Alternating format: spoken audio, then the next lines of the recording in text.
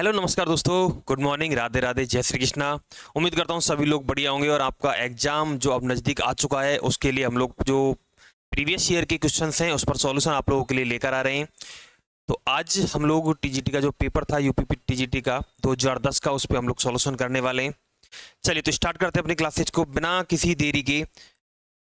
आप सभी के सामने क्वेश्चन नंबर फर्स्ट। हर क्वेश्चन के लिए आप लोगों को 5 से 7 सेकंड का टाइम दिया जाएगा।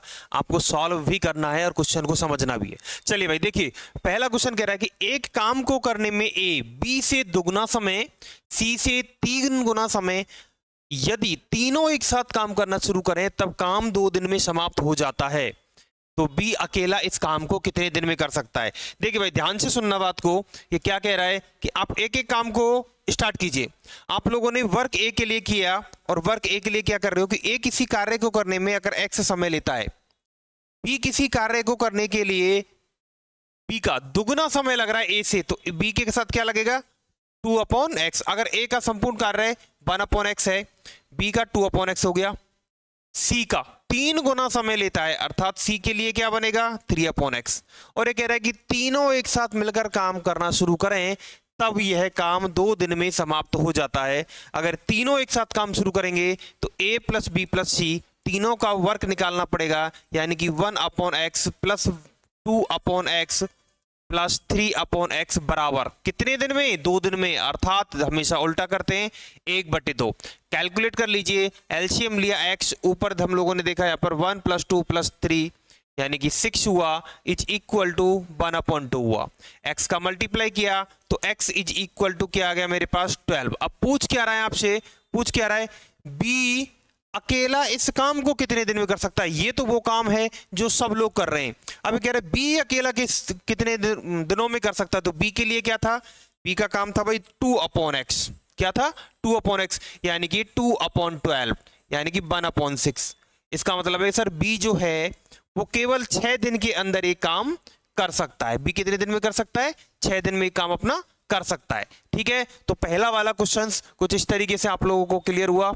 मैं बिल्कुल बेसिक ट्रिक्स के साथ में आप लोगों को सॉल्व करवा रहा हूं। नेक्स्ट क्वेश्चन की तरफ बढ़ते हैं। अगला क्वेश्चन आप सभी के सामने, एक व्यक्ति ने बैंक में 8,000 रुपए इस शर्त पर उधार लिए, इस शर्त पर उधार लिए कि पहले 5 वर्ष के लिए 6%। अब देखो जब भी ऐसा कोई क्वेश्चन आ जाए सर मूलधन पर अलग अलग वर्ष में अलग अलग प्रतिशत दर दे दी जाए और कहे कि 3 वर्ष के लिए, 5 वर्ष के लिए, 8 वर्ष के लिए अलग अलग दे रखा है और साधारण वार्षिक ब्याज निकालना है, तो इसका फॉर्मूला क्या होता है। हालांकि हम लोग अगर एक ही समय और एक ही प्रतिशत देता तब तो क्या लगाते हैं समय मूलधन दर बटे 100, लेकिन यहाँ पर अलग अलग दे रखा है तो इसको अलग अलग कैलकुलेट करेंगे। अब अलग अलग कैलकुलेट ना करने के लिए हम लोग अपना समय बचाते, तो समय बचाने के लिए क्या करेंगे, सर मूलधन है मेरे पास में 8,000, ये रहा। ठीक है, अब बताओ पहले वाले समय 5 वर्ष के लिए कितना प्रतिशत है 6%, अगले 3 वर्षों के लिए 8% है और अगले 8 वर्षों के लिए 10% है। बोलो है या नहीं, क्लियर है। बटे 100 भाग लगा दीजिए, कैलकुलेट कीजिए 8,000 गुणा 6 पंजे 30 और 8 24, 54 और 80, ये रहा 134 बटे 100। 2 जीरो से 2 जीरो कैंसिल करी, अब मल्टीप्लाई कर लीजिए, लास्ट में 0 आएगा, 8 चौक 32, 2 आएगा यानी कि 7520 आएगा। 7520 इज अवर करेक्ट आंसर, यानी कि option number C. Option number कौन सा होगा, सी होगा। बिल्कुल बेसिक, बिल्कुल चिंता मत करो आप लोग, बिल्कुल बेसिक से करेंगे हम लोग, एक एक चीज को क्लियर कर रहा हूं। नेक्स्ट क्वेश्चन आप सभी के सामने, मोहन एक बचत खाता 5 अक्टूबर 2007, लॉजिक क्वेश्चन है दोस्तों, आपकी बेसिक कंसेप्ट पे क्वेश्चन है, कोई मैथ फंडा नहीं लगाना, बस आप लोगों को बेसिक नॉलेज होनी चाहिए। ये कह रहा है 5 अक्टूबर 2007 को 500 रुपये जमा कराता है। ठीक है, हम लोग कह रहे हैं कि सर ये मेरे पास में 5 अक्टूबर को कितने 500 रुपये जमा करा देता है, क्लियर दैट्स। नेक्स्ट कह रहा है कि वह पुनः 7 अक्टूबर को 7 अक्टूबर को ये कितने, ये 7 अक्टूबर को कितने 500 रुपये फिर जमा करा रहा है, ये लो जी। नेक्स्ट आगे कह रहा है वह एक सप्ताह बाद, अब बताओ 7 अक्टूबर के बाद एक अगला सप्ताह कब होगा, 7 दिन बाद, यानी कि 14 को 1,000 रुपये और 15 अक्टूबर को 500 रुपये, यानी कि ये 14 अक्टूबर को फिर करा रहा है 1,000 रुपये और साथ में 15 अक्टूबर को ये करवा रहा है 500 रुपये। अब ये कह रहा है कि खाते में जमा करा देता है तो वह कितने धन पर ब्याज प्राप्त कर सकेगा। सुनो भाई, लॉजिक क्वेश्चन मैंने इसलिए कि आप लोगों को कि कोई भी बैंक है, आप लोग किसी भी बैंक को ले लीजिए, हर बैंक 1 से 10 तारीख तक जो भी पैसा जमा कराया जाता है उसी पर ब्याज देती है। 1 से 10 तारीख तक। अगर आप लोगों ने 11 तारीख को कराया तो उसका कोई ब्याज नहीं देगी, अगले 1 तारीख से काउंट होगा। कब होगा? अगले 1 तारीख से काउंट होगा। तो 1 से 10 तारीख के बीच में जो भी इसने पैसा जमा कराया है केवल उसी पर ब्याज मिलेगा। तो ब्याज किस किस पे मिलना चाहिए? एक तो मिलना चाहिए भाई 5 अक्टूबर वाले पे, एक मिलना चाहिए 7 अक्टूबर वाले पर, यानी कि दोनों पर 500-500, यानी कि टोटल मुझे 1000 रुपये पर क्या चाहिए? ब्याज चाहिए, यानी कि ऑप्शन नंबर बी। कौन सा होगा? ऑप्शन नंबर बी होगा। क्लियर बात? हाँ बिल्कुल 1000 रुपये पर ही होगा। चलिए अगला क्वेश्चन, नेक्स्ट क्वेश्चन ये रहा, बड़ा अच्छा क्वेश्चन है दोस्तों। समीशन लगाया हुआ है, समीशन का अर्थ है योगफल या जोड़। देखो आप लोग किसी भी अल्फाबेट पर या किसी भी एबीसी पर आप लोग जब समीशन लगाते हो तो इसका मतलब है कि आप लोग वहां से क्या कर रहे हो, जैसे आप लोगों ने समीशन ए लगाया, अप्लाई किया, इसका मतलब है ए प्लस बी प्लस सी। अगर यदि मैं किसी भी ए स्क्वायर पर अप्लाई करूं, इसका मतलब है आपके पास में A square plus B square plus C square. कुछ बच्चों की कैलकुलेशन अच्छी होगी और कुछ बच्चे इस चीज को समझ रहे होंगे कि मैं क्या लिख रहा हूं। अगर इस पूरी समीशन के अंदर मैं यहाँ पर चेक करो, मेरे पास ए स्क्वायर है तो समीशन ए स्क्वायर का ये होगा। अगर मैं इसमें ए स्क्वायर में बी माइनस सी का गुणा कर दूं, किसका गुणा कर दूं? बी माइनस सी का, बी माइनस सी का, बी माइनस सी का, तो देखते ही पता लग रहा होगा ये वाला तो वैसे ही नहीं हो सकता, ये वाला कैंसिल हो गया क्योंकि ए square A square A square आना चाहिए था, ये कैंसिल हो गया। बी सी और बी ये भी गलत हो गया। तीसरा वाला B minus C, C minus A और ए माइनस बी। अब देखो बी माइनस सी, जब मैं ए स्क्वायर ले रहा हूं, समीशन ए स्क्वायर ले रहा हूं, समीशन ए स्क्वायर ले रहा हूं, साथ में बी माइनस सी से गुणा कर रहा हूं, सुनना बात को ध्यान से, साथ में बी माइनस सी से गुणा कर रहा हूं, तो सर ए स्क्वायर तो आएगा ही। अब ए आ गया तो बी और सी नहीं आएगा, यानी कि बी माइनस सी पहला वाला। दूसरा, जब मैं बी स्क्वायर लूंगा तो बी नहीं आएगा, बी नहीं आएगा तो कौन सा आएगा? सी माइनस ए। हम किस में चल रहे हैं? साइक्लिक कर्व में चल रहे हैं, तो प्लस नेक्स्ट वाला सी स्क्वायर। अब सी नहीं आएगा, इसका मतलब कौन सा आएगा? ए माइनस बी आएगा। तो कौन सा होगा? A minus B, C minus A और बी माइनस सी, यानी कि option number C, option number C हो जाएगा। साइक्लिक क्रम में चल रहे हैं हम लोग, समझ रहे हैं किसी चीज को कि हम लोग किस में चल रहे हैं? साइक्लिक क्रम में चलते जा रहे हैं। क्लियर है? पॉइंट क्लियर है? एक बार क्वेश्चन को समझो, इतना टाइम नहीं देना दोस्तों, क्योंकि कैलकुलेशन इतनी ज्यादा लेंथी नहीं होनी चाहिए। समझ रहे हो आप लोग? कैलकुलेशन इतनी ज्यादा लेंथी नहीं होनी चाहिए। अगले वाले क्वेश्चन की तरफ बढ़ रहे हैं हम लोग। ये रहा, यदि द्विघात समीकरण 2x square plus kx minus 8 बराबर 0 के मूल समान तथा विपरीत चिन्ह वाले हों तब k का मान। देखो दो चीज हमको लोगों को क्लियर कर दी है, एक तो मूल समान दे रखे हैं, दूसरा कह रहा है कि विपरीत भी है। अच्छा मैं इसके मूल मान लेता हूं, इसके मूल मेरे पास में एक अल्फा है तो दूसरा वाला मेरे पास माइनस अल्फा है। क्यों? मूल समान है, अल्फा अल्फा है, ठीक है। विपरीत चिन्ह के हैं, बिल्कुल।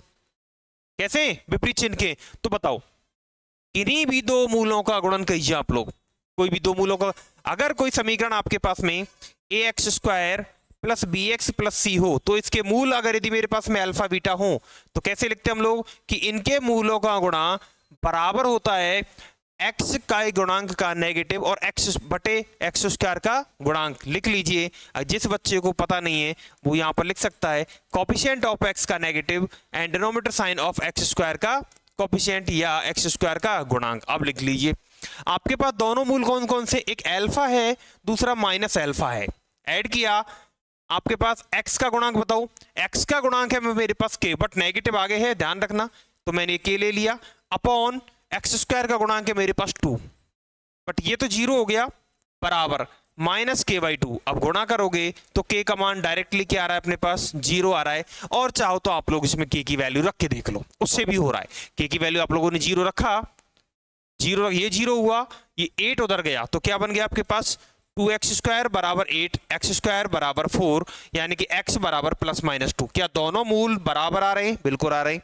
क्या दोनों मूल एक दूसरे के विपरीत चिन्ह वाले हैं? बिल्कुल आ रहे हैं। आप लोगों ने 0 रख के देख लिया, माइनस 2 रख के देख लो, सेटिस्फाई नहीं कर रहा, माइनस 2 रख के देखो, माइनस 2 क्या बनेगा? 2x square minus 2x minus 8 बराबर 0। सेटिस्फाई नहीं कर रहा है, आप लोग चेक कर सकते हो, 2 से भाग लगाओगे ये 4 बचेगा। आप लोग 4 को एक बार में कन्वर्ट नहीं कर सकते, किसी भी इवन नंबर को आप लोग ओड में कर रहे हो तो वो पॉसिबल नहीं है। ठीक है, तो ऑप्शन कौन सा होगा? ऑप्शन ए होगा, ऑप्शन ए, यानी कि 0 आंसर होगा। अगले वाले क्वेश्चन की तरफ बढ़ते हैं। ये कह रहा है यदि समीकरण, अब देखो ये त्रिघात समीकरण है, 3 घात है, एक्स क्यूब है, एक्स स्क्वायर है, एक्स है, और एक मेरे पास में कौन सी है? कांस्टेंट है। तो किसी भी त्रिघात समीकरण के दो मूलों का योग 0 है, तब समीकरण के सभी मूल कौन कौन से होंगे उन्हें ज्ञात करना है हमें। समीकरण के सभी मूल कैलकुलेट कीजिए फटाफट। अब एक बार इसमें त्रिघात समीकरण को अप्लाई करके देखिए कि 3, जब त्रिघात समीकरण है तो मूल भी कितने होने चाहिए? 3 मूल होने चाहिए। 3 मेरे पास में कौन कौन से? ये लो, पहला मूल मैंने मान लिया अल्फा, अल्फा मान लिया। दूसरा मान लेता हूं मैं इसमें माइनस अल्फा, और तीसरा मान लेता हूं मैं इसमें बीटा। क्यों मान रहा हूं? समझना बात को, मैं ऑप्शन वाइज ट्रिक चेक कर रहा हूं कि दो मेरे पास मूल एक दूसरे के अपोजिट है और बराबर हैं, अपोजिट है बराबर है, अपोजिट है और बराबर है। तीसरा मूल डेफिनेटली डिफरेंट है उन दोनों से। क्लियर है? मैं क्यों मान रहा हूं लॉजिक केस में भी कि दो मूल मेरे पास में कैसे हैं? समान हैं और अपोजिट साइन भी है, लेकिन तीसरे वाले मूल के लिए मुझे डिफरेंट लेना पड़ेगा। तो मैंने ये लेके देखा। अब यहां पे आ जाओ। अब अगर इन मूलों का मैं एडिशन करूं तो alpha minus alpha plus beta बराबर, बताओ किसी भी त्रिघात समीकरण के लिए अगर यदि आप लोग मूलों का योग कर रहे हो तो क्या होता है? एक्स स्क्वायर के गुणांक का नेगेटिव और एक्स क्यूब का गुणांक, ये लीजिए। अब वैल्यू पुट कर दीजिए, तो minus sign of x square का गुणांक क्या है बताओ? एक्स स्क्वायर का गुणांक है -5, विद साइन रखना है, with sign -5 upon x cube का गुणांक 1 है यहां पर, ये लीजिए 1। आप लोगों ने अल्फा से अल्फा को कट किया, बीटा बराबर क्या आया? माइनस से माइनस तो 5, बीटा बराबर कितना आ गया? 5, ये लीजिए। अभी तुम बता सकते हो आंसर, ये तो बिल्कुल नहीं होगा, बचे दोनों, ये दोनों बचे। अब दूसरा, अब दूसरे को रख लीजिए। अगर यदि मैं इनका गुणा करता, क्या करता? गुणा करता। गुणा कैसे करते? गुणा कैसे करोगे भाई? गुणा करके बताओ। अगर मैं alpha into minus alpha into beta करता तो मेरे पास क्या आना चाहिए था? सी अपॉन, आता नहीं आता? बोलो आता? तो माइनस सी अपॉन ए, यानी कि माइनस अचर पद बटे एक्स क्यूब का गुणांक। कुछ ऐसा आता नहीं आता? बोलो ऐसा आता, यानी कि माइनस कांस्टेंट कितना है? 80 अपॉन 1। सर माइनस यहां गुणा होगा x square, sorry alpha square beta बनेगा माइनस का, और उधर -80, तो ये लो केवल 80 रह गया। अल्फा स्क्वायर बराबर निकाल दो, बीटा से भाग लगा दो, बीटा कितना है? 5, 5 से भाग लगाया तो 16। अल्फा स्क्वायर की वैल्यू 16 है, तो अल्फा बराबर कितना होगा? +-4। ऑप्शन कौन सा होना चाहिए? ऑप्शन ए होना चाहिए, ऑप्शन ए होना चाहिए। 4 -4 एंड 5 होना चाहिए। कौन सा होना चाहिए? 4 -4 एंड 5 होना चाहिए। चलिए अगले क्वेश्चन की तरफ बढ़े। क्लियर है? बात समझ में आ रही है आप लोगों को? बात समझ में आ रही है? अगला क्वेश्चन ये लीजिए भाई, नेक्स्ट क्वेश्चन। अगला क्वेश्चन कह रहा है कि यदि y बराबर x plus X square plus x cube plus and so on, किसका क्वेश्चन है? डिफरेंशियल कैलकुलस का है, नहीं सीरीज का क्वेश्चन है। अब देखो y बराबर दिस, अब मैं इसको सीरीज बना दूं, समझ रहे किसी चीज को? अगर मैं इसको सीरीज बना दूं तो क्या बना सकता हूं? यहां से x अगर इसमें कॉमन ले लूं तो मेरे पास y बराबर क्या मिल जाएगा? y बराबर x कॉमन लिया तो 1 plus X square plus and so on. और ये क्या होता? किसकी सीरीज है? आप लोग देख पा रहे होंगे किसकी सीरीज बन रही है आपके पास? ये सीरीज बन रही है आपके पास, x तो बार है ही, तो 1 प्लस एक्स की पावर -1। आप चेक कर लीजिए, 1 plus n x plus n x -1 ऐसे चलता है? चलता नहीं चल रहा? ऐसे चलता है ना? सॉरी माइनस, हाँ बिल्कुल, एक बच्चे ने सही कहा सर माइनस आएगा, बिल्कुल माइनस आएगा भाई। 1 - x, बिल्कुल 1 - x, 1 plus n x plus n into n -1 into x square factorial 2 plus n into n -2 n -1 n -2 into x cube upon factorial 3। इस तरीके से चलता जाता है। इसको हम लोग लिख सकते हैं x अपॉन 1 - x। किसी बच्चे को कोई दिक्कत है? कोई दिक्कत नहीं। अब क्रॉस मल्टीप्लाई कर लीजिए तो क्या बनेगा? y माइनस बाई एक्स बराबर x। मुझे x निकालना है, क्यों पूछ क्या रहा है? x धनात्मक है, पॉजिटिव और 1 से छोटा है। 1 से छोटा मतलब सीरीज तो बनेगी, सीरीज तो बनेगी। मुझे x में वैल्यू निकालनी है, x में वैल्यू कैलकुलेट कीजिए। इस बाई एक्स को इधर ले जाइए, x को कॉमन ले लीजिए, क्या बन जाएगा? y बराबर x plus x y, x common लिया तो y बराबर x into one plus y, तो बाई x बराबर क्या आ जाएगा, x बराबर y upon one plus y. ये मैं उन बच्चों के लिए बता रहा हूं जो बच्चे वाकई में इस चीज को ऑब्जर्व कर रहे हो, क्वेश्चंस को समझ रहे हो कि भाई क्वेश्चन में क्या कह रहा है। अगले वाले क्वेश्चन की तरफ बढ़ते हैं, कह रहा है कि 1 upon 1 into 2 into 3 plus 1 upon 3 into 4 into 5 plus 1 upon 4 into 5 into 6। ये आगे तक इसी तरीके से प्रोसेस में चलता रहेगा, और अगर यदि ये प्रोसेस में चलता रहेगा तो हमें इसको सॉल्व करना है। बिल्कुल, एक बच्चे ने सही कहा, सर ऐसे वाले क्वेश्चंस में फटाफट से हमारा आंसर आने चाहिए। बिल्कुल आएंगे, बट दोस्तों आप लोग थोड़ा मेथड भी पता होना चाहिए कि मेथड कैसे बनाना है हम लोग को। चलिए, अब क्या है, सीरीज है। अब इस सीरीज को एक बार मैं एन पद में लिखना चाह रहा हूं। अगर इसमें टी एन बनाना चाहूं तो क्या बनना चाहिए, टी एन बना के बताओ। 1 अपॉन, सर ए पहले वाले पद को पकड़ो, 1 3 5 7 आएगा, 9 आएगा। मतलब सर ये मेरे पास में कैसा चल रहा है, एक ओड टर्म चल रही है, और मैं इसको ऐसे लिख सकता हूं 1 अपॉन 2n माइनस 1। आप n बराबर 1 रख के देख लीजिए, 1 आ रहा है, 2 रखोगे तो 3 आ रहा है, 3 रखोगे तो 5 आ रहा है। अच्छा, दूसरे को पकड़ो, 2 4 6, आप लोगों ने 2 4 6 सम नंबर। अगले 3 से शुरू हो रहा है, पहले वाला 1 से शुरू हो रहा था, अब 3 से शुरू हो रहा है, तो इसको मैं 2n प्लस 1 लिख दूं। ओके, क्लियर है। अब देख लो, आप n बराबर 1 रखो, क्या पहली टर्म आ रही है, n बराबर 2 रखो, क्या दूसरी टर्म आ रही है। सब कुछ क्लियर है, क्लियर है यहां तक। अच्छा, tn बराबर ही आ गया। अच्छा, कभी भी कोई भी ऐसे मेरे पास में पद आ जाए तो मैं इसको क्या करता हूं, खंड से कर देता हूं। क्या कर देता हूं, खंड से कर देता हूं। और इसका खंड से क्या कैसे करते हैं हम लोग, ये लो 1 upon 2 times of 2n minus 1 and minus 1 upon 2n and plus 1 upon 2 into 2n plus 1, कुछ ऐसे आप लोग देख सकते हो। एलसीएम लो, आपके पास यही आ रहा है, और ऊपर इन दोनों का मल्टीप्लाई करके आप एलसीएम सॉल्व करोगे तो आपके पास वापस क्या आ रहा है, टीएन ही आ रहा है ना। ये क्या कहलाती है, इसकी पार्शियल फ्रिक्शन कहलाती है। क्या कहलाती है, आंशिक भिन्न कहते हैं जिसको हम लोग हिंदी में क्या कहते हैं, आंशिक भिन्न कहते हैं, पार्शियल फ्रिक्शन कहते हैं इसको हम लोग। तो ये हम लोग इसको निकाल सकते हैं, निकाल सकते हैं, नहीं निकाल सकते, क्लियर है भाई। यहां तक किसी बच्चे को कोई दिक्कत, कोई भी पार्शियल फ्रिक्शन निकालना चाहे तो निकाल सकता है आराम से, इजीली, ठीक है। अब ये लो, अब पकड़ लो, अब बीच वाले को मैंने 2 बराबर टुकड़ों में ब्रेक किया, तो ये क्या बना, 1 upon 2 into 2n minus 1 and minus 1 upon 2 into 2n and minus 1 upon 2n। Add करके देख लो, वही आ रहा है ना, इंटू 2। थोड़ा इसको डिस्टेंस बना देता हूं, ये लो 2n minus 1 upon 2n and plus 1 upon 2 into 2n plus 1, कुछ ऐसा। अलग अलग कॉमन ले लूं, मैं ऐसे क्या करूं, 1 अपॉन 2 कॉमन ले लूं, यहां से भी मैं 1 अपॉन 2 कॉमन ले लूं, माइनस भी बाहर आ जाएगा, माइनस बाहर आ जाएगा। तो क्या बनेगा, पहला बना मेरे पास में 1 अपॉन 2 कॉमन लिया, तो 1 upon 2n minus 1 and minus 1 upon 2n।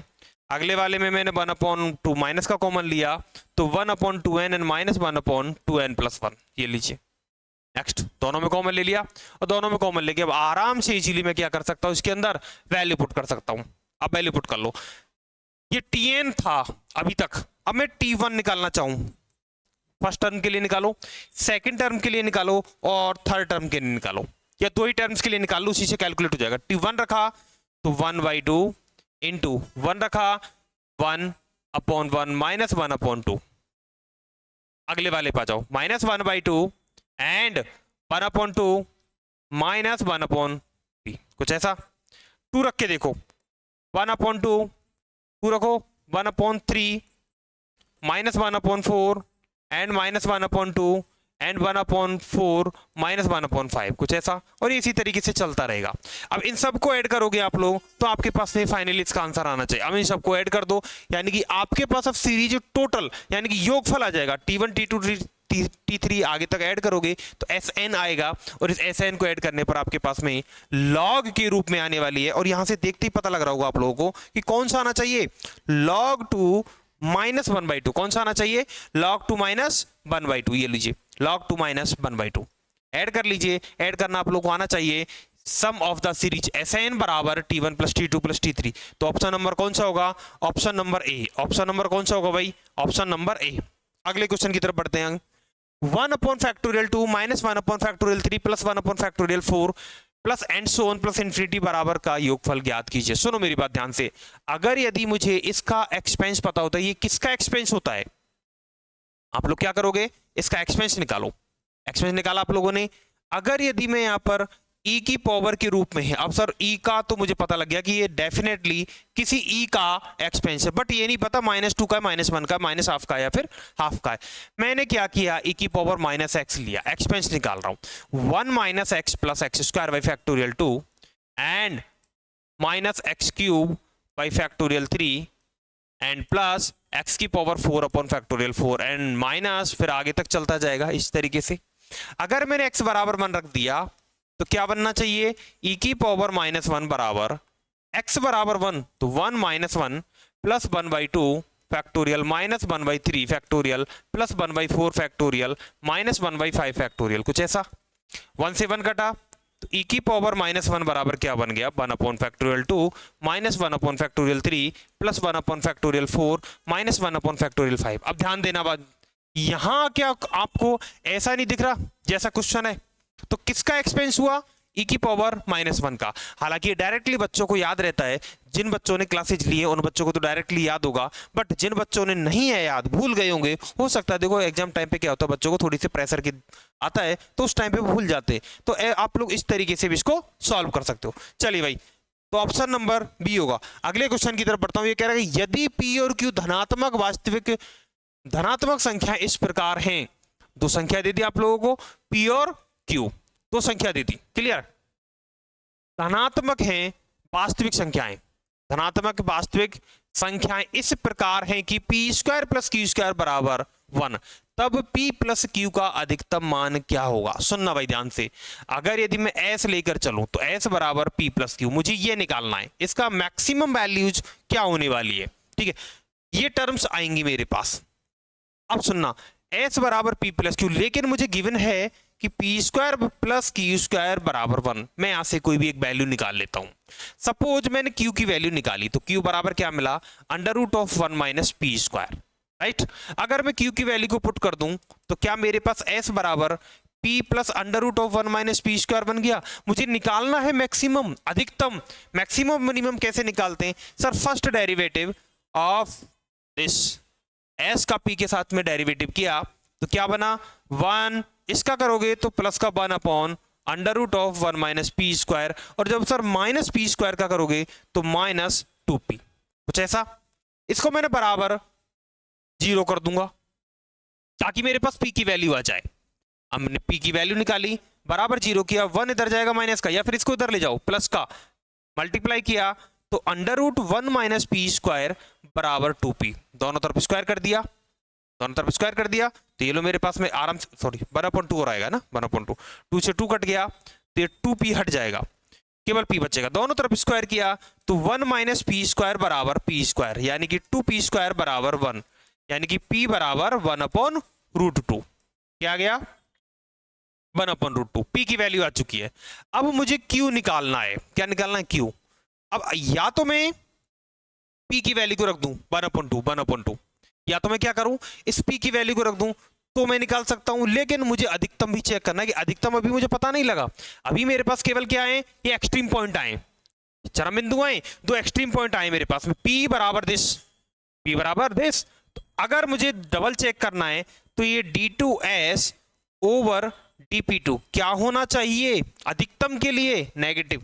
तो मैंने यहाँ पे चेक किया d2s ओवर dp2, ये दोबारा इसका एक बार और अपकलन करेंगे तो -2p, यानी कि इसको नीचे वाले को साइलेंट रखो, -1/p² का स्क्वायर करोगे, एंड ऊपर 1 माइनस p² को साइलेंट छोड़ा, इसका स्क्वायर करोगे तो भाई अंडर रूट हट जाएगा, 1 माइनस p² को एज इट इज छोड़ा, यहां पर p का करूंगा तो 1 minus p into 1 minus p² का करूंगा तो -2p। अब चेक कर लो आराम से। अब इतना काम आप लोगों को आना चाहिए, d2s ओवर dp2 निकालना आना चाहिए आपके पास में। डेफिनेटली ये नेगेटिव आ रहा होगा, किसी बच्चे ने अगर सॉल्व किया होगा तो ये क्या आ रहा होगा, नेगेटिव आ रहा होगा। इसकी पावर 3/2 हो जाएगी, यानी कि -1/1 माइनस p² की पावर 3/2। अंडर रूट है ना, अंडर रूट का करोगे तो आपके पास में 1 के रूप में भी आएगा, तो इसकी पावर 3/2, मतलब माइनस आ रहा है। जब भी माइनस आ जाए क्या कहते हैं हम लोग, अधिकतम। क्या कहते हैं, अधिकतम। तीन चीजें होती है दोस्तों, तीनों चीजें कौन कौन सी हैं एक बार मैं बता देता हूं। अगर यदि आप लोगों ने किसी भी ds ओवर dp निकाला, एस कोई भी फंक्शन दे रखा है आपके पास में, अगर आप लोगों ने बराबर जीरो करके आपके पास में कोई भी एक्सट्रीम पॉइंट आ जाते हैं या चरम बिंदु आ जाते हैं, वहां से मान के चलो आपके पास में 3 बिंदु आ गए, एक अल्फा 1 आ गया, एक अल्फा 2 आ गया, एक अल्फा 3 आ गया।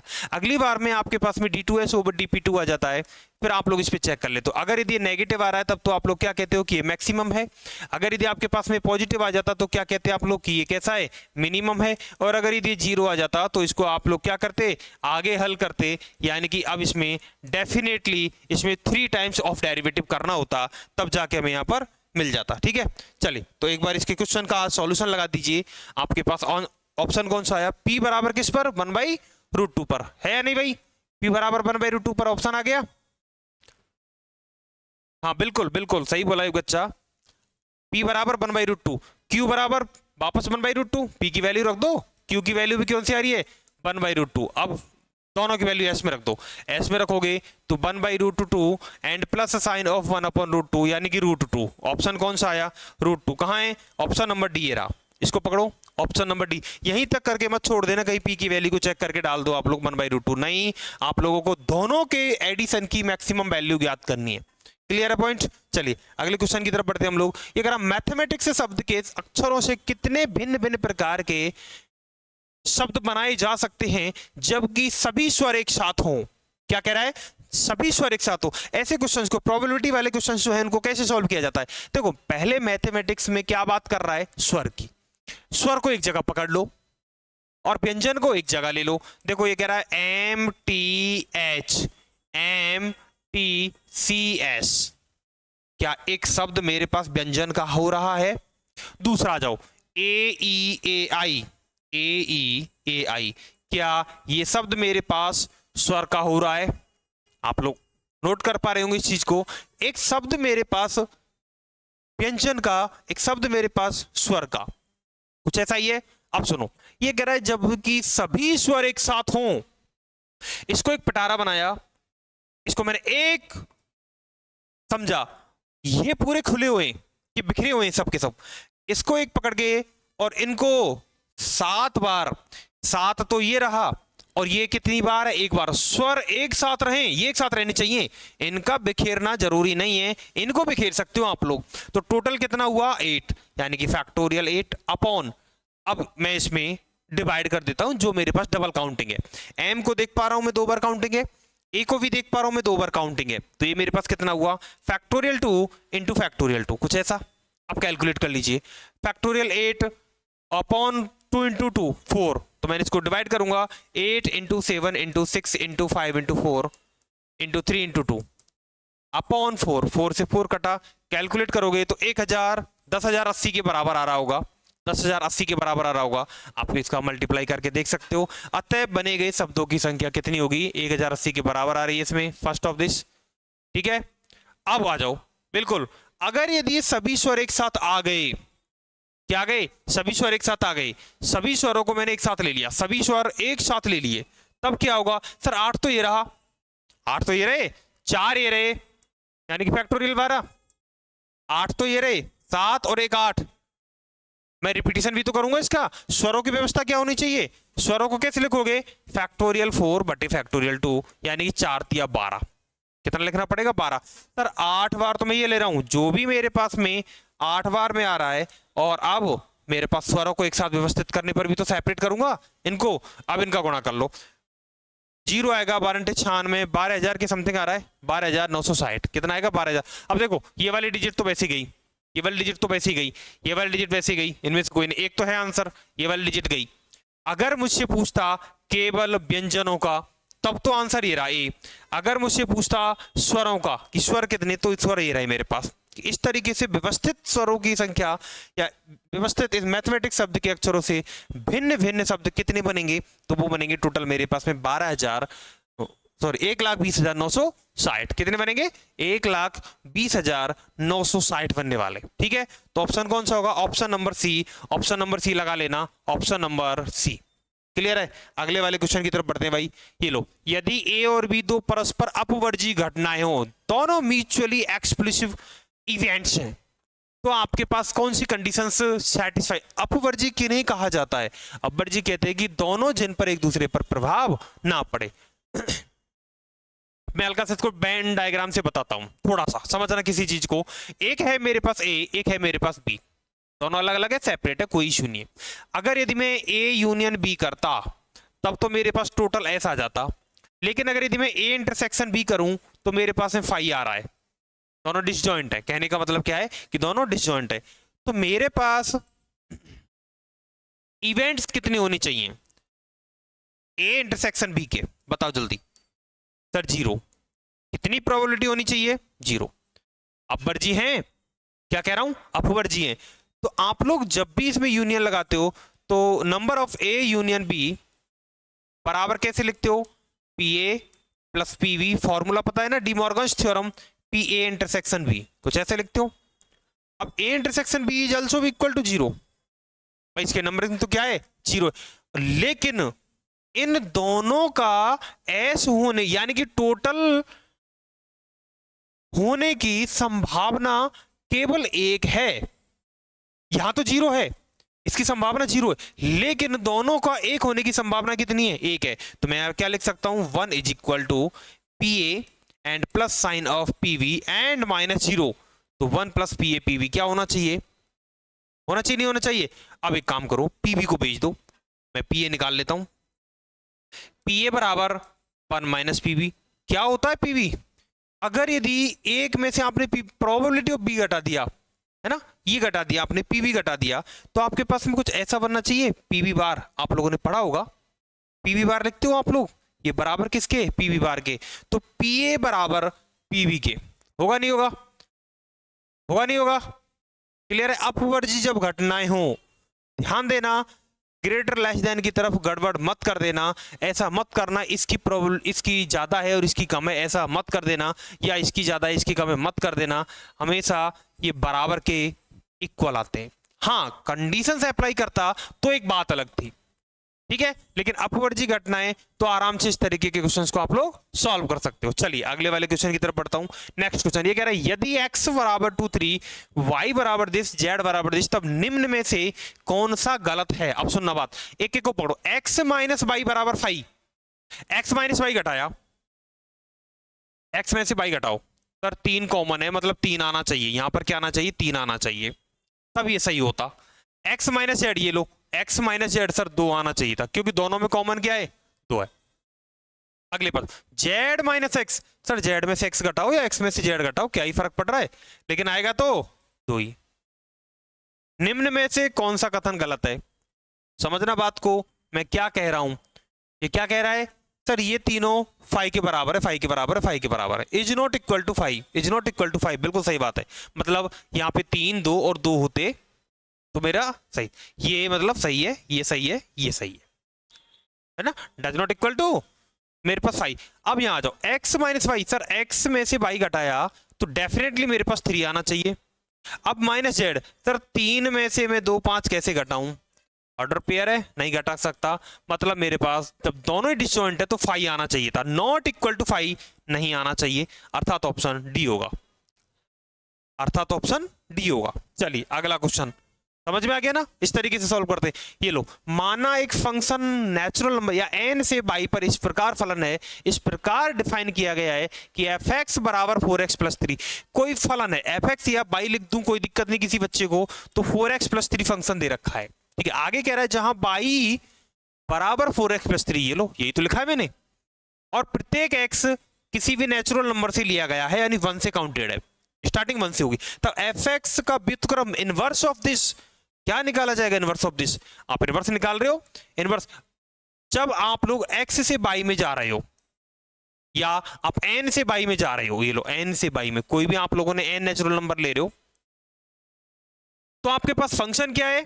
फंक्शन है आपके पास में 4x प्लस 3, आपने x बराबर 1 रखा, क्या आना चाहिए? 7, तो ये y 7 पर जा रहा है। आपने x बराबर 2 रखा, ये 11 पर जा रहा है। x बराबर 3 रखा, आपके पास 15 पर जा रहा है, कुछ ऐसा 1 7 2 11। अब मैं इसका इनवर्स निकालना चाह रहा हूं, इनवर्स, अभी तक मैं ऐसे जा रहा था, अब मैं इसको उल्टा लेके आ रहा हूं अपनी तरफ, तो क्या बनना चाहिए? y बराबर दिस, तो x बराबर क्या हो जाएगा? y माइनस 3/4 के, इनवर्स आना चाहिए। अब चेक कर लो, आप 7 रख के बताओ, इसमें पहले आपने क्या रखा 1, तो क्या आया 7। अब 7 रख के बताओ, 7 माइनस 3 4, 4/4 1, यानी कि सर 7 पर 1 आ रहा है। ओके, अगर 11 रखूं तो 11 माइनस 3 8/4 यानी कि 2, सर 11 पर 2 आ रहा है। बिल्कुल सर, x बराबर दिस, यानी कि gy जो फंक्शन बना, पहले उसको मैं fx लिख रहा था, अब मैं इसको gy नाम दे दूंगा। क्या नाम दे दूंगा? इनवर्स है, gy नाम दूंगा। y minus 3/4, option number D. तीनों चीजें समझ में आनी चाहिए, तीनों चीजें समझ में आनी चाहिए, ऑप्शन नंबर डी। क्लियर है? पॉइंट पॉइंट क्लियर है भाई? बिल्कुल ठीक है, डन।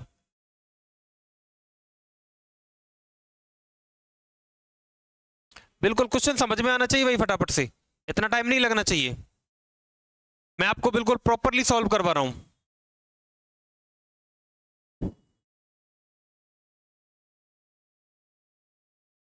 चलिए अगले क्वेश्चन की तरफ बढ़ते हैं। नेक्स्ट क्वेश्चन आप सभी के सामने, किसी चक्रीय ग्रुप के कितने जनित्र होते हैं? ये कह रहा है generator off a cyclic group कितने होते हैं, बताओ।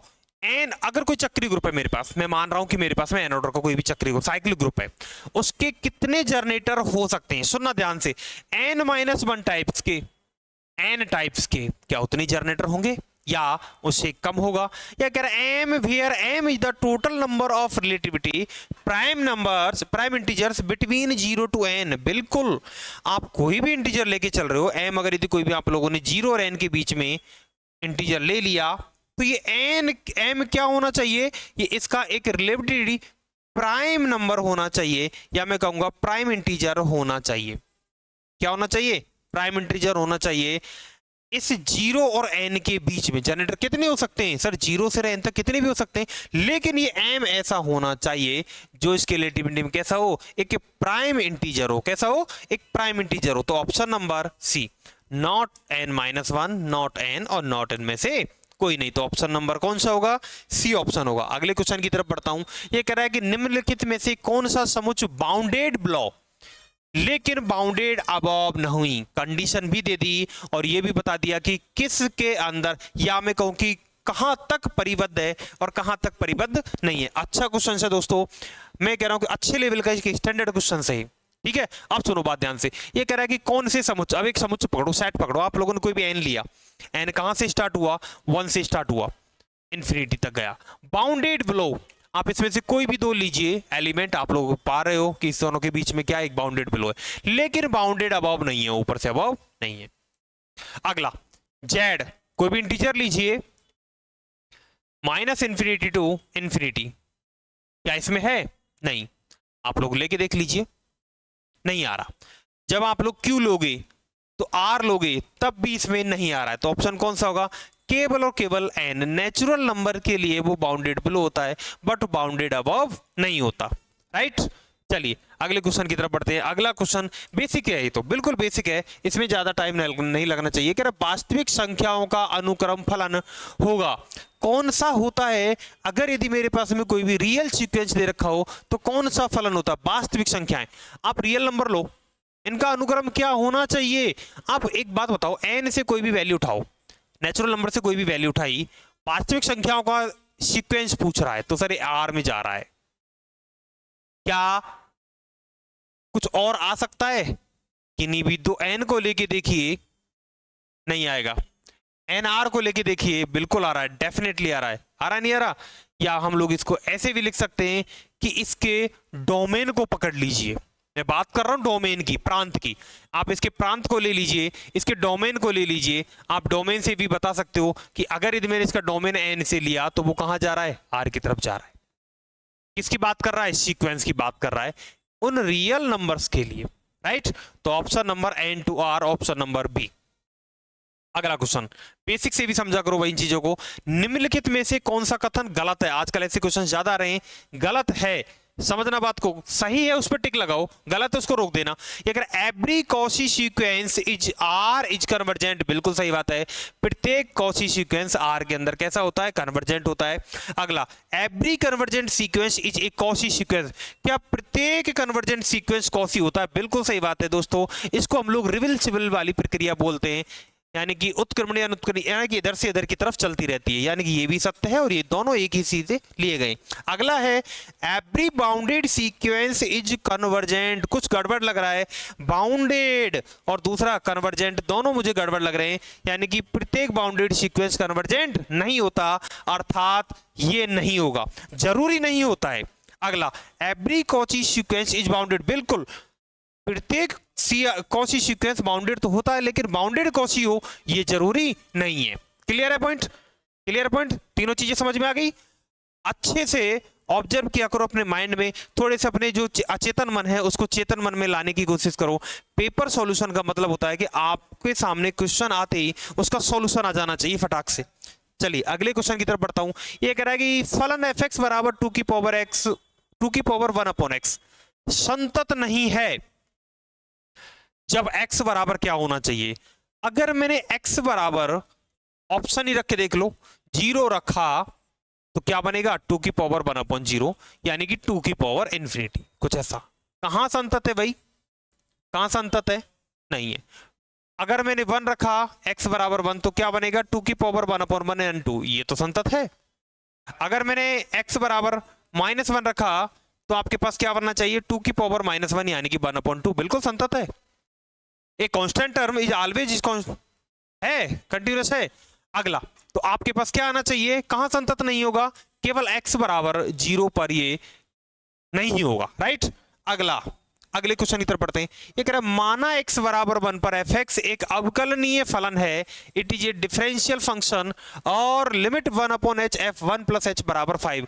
क्या अप्लाई करते हैं, हमारे पास में है क्या भाई, लिमिट दे रखी है 1 + h/h। अभी छोड़ो सब कुछ, केवल इस पे ध्यान दो। ओके, ये कह रहा है ये बराबर 5 के है, क्लियर है, कोई दिक्कत नहीं हमको। अगर यदि मैं इसमें f1 रखना चाहूं, f'1 रखना चाहूं तो क्या होगा, अगर मैं इसमें f'1 रखना चाहूं तो इसके अंदर क्या होगा, f'1 रख के बताओ जरा फटाफट से। आप लोगों ने अब क्या अप्लाई कर सकते हो, आप लोगों के पास ऑप्शन कौन कौन से ऑप्शन है। मैं अगर इसमें h बराबर 0 रख दूं, देखो ना लिमिट h टेंड्स टू 0, तो सर f1 + 0/0 नॉट डिफाइन हो जाएगा। मैं इसमें एल हॉस्पिटल रूल लगा दूं, क्या बनेगा, अप्लाई करो सर, f'1 + h बनेगा और नीचे डिनोमिनेटर में 1 बन जाएगा, किसके बराबर है 5 के। आप लोगों ने f1 पे चेक किया तो f'1 h तो 0 रखोगे भाई, ये रहा ना, ये लो limit h tends to 0, h बराबर 0 पर f'1 बराबर 5 के, क्या आ रहा है 5 के। एल हॉस्पिटल रूल लगाने से ही अप्लाई करने पे ऑप्शन नंबर बी आ रहा है आपका।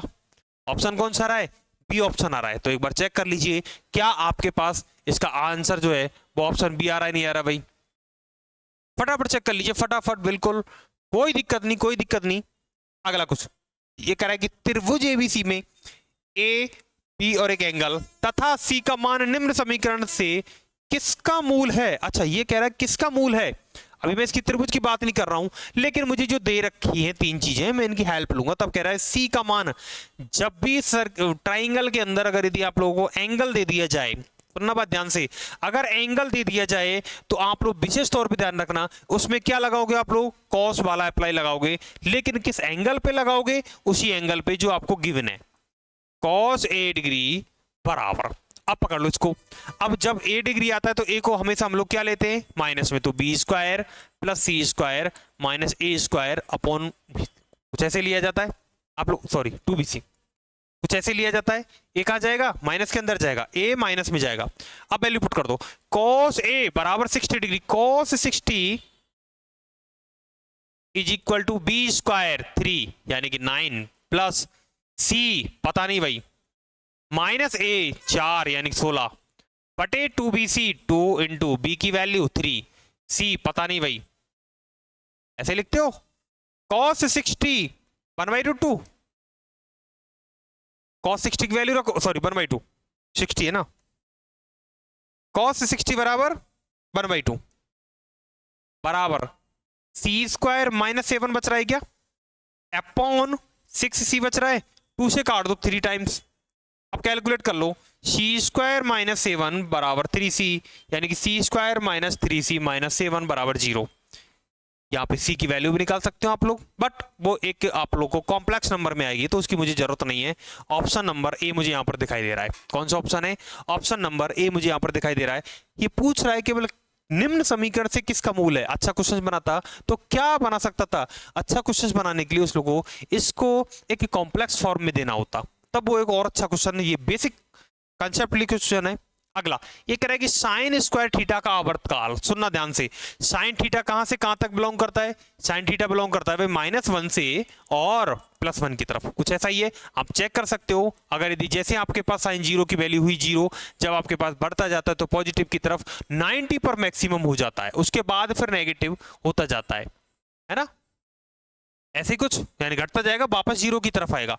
यहां 0 से स्टार्ट हुआ, 1 पर पहुंचा, फिर वापस 0 पर आया, अब 0 से -1, ध्यान देना 0 से घट रहा है, पहले 0 से बढ़ा फिर घटा, फिर अब नेगेटिव की तरफ बढ़ रहा है। तो कैसे कुछ इसका फंक्शन कैसे चलता है? 0 से 1 पहुंचा, ये 0 है, ये 1 है, ये -1 है। 0 से 1 पहुंचा और फिर 1 से -1 की तरफ डाउन चला जाता है। ये लो ऐसे ऐसे जाता है, या इसको डाउन फॉर्म में लिखना चाहो ऐसे भी लिख सकते हो। ये लो डाउन चला गया नीचे की तरफ, अगली बार फिर ये 0 से शुरू होगा -1 की तरफ, फिर -1 से फिर डाउन चला जाएगा 0 की तरफ, ऐसे चलता जाता है। फंक्शन ही चल रहा है मेरे पास।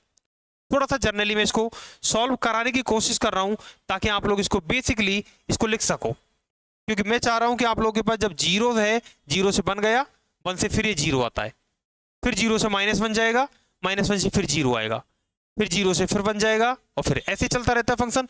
अब ये इसके बीच में बिलोंग कर रहा है।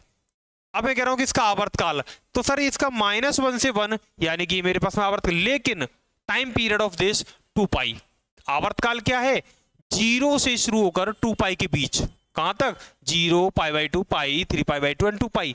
लेकिन जब से ही मेरे पास में साइन स्क्वायर आया, साइन स्क्वायर थीटा, तो अब मेरे पास माइनस नहीं आना चाहिए। साइन स्क्वायर थीटा कहां से कहां तक बिलोंग करेगा? 0 से और 1 तक, 0 से और 1 तक। और 0 से और 1 तक टाइम पीरियड क्या होता है बताओ? 0 और 1 केवल 0 से पाई के बीच में चलता रहता है, अर्थात इसका टाइम पीरियड क्या होना चाहिए? पाई होना चाहिए।